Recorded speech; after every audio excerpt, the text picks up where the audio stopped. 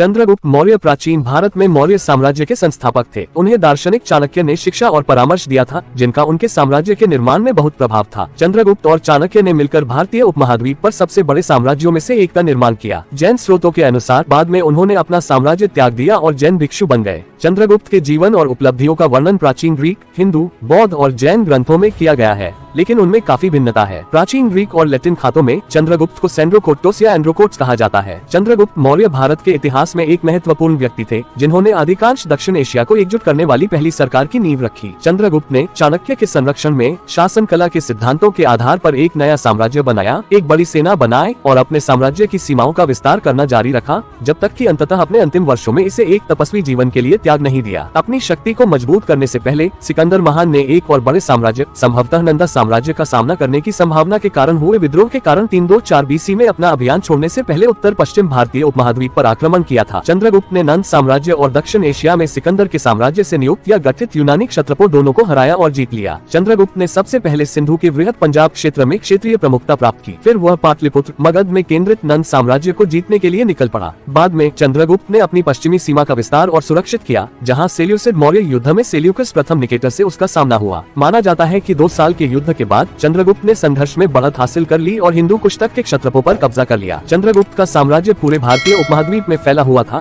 जो आधुनिक बंगाल से लेकर उत्तर भारत में अफगानिस्तान तक फैला हुआ था। साथ ही मध्य और दक्षिण भारत में पैठ बनाना। ऐतिहासिक जैन वृतांतों के अनुसार चंद्रगुप्त जैन भिक्षु बनने के लिए अपना सिंहासन त्याग देंगे और अपने साम्राज्य से दूर दक्षिण भारत की यात्रा करेंगे और सल्लेखना या मृत्यु तक उपवास करेंगे। चंद्रगुप्त के शासनकाल और मौर्य साम्राज्य ने आर्थिक समृद्धि, सुधार, बुनियादी ढांचे के विस्तार और सहिष्णुता का युग निर्धारित किया। उनके क्षेत्र और उनके वंशजों के साम्राज्य में कई धर्म पनपे।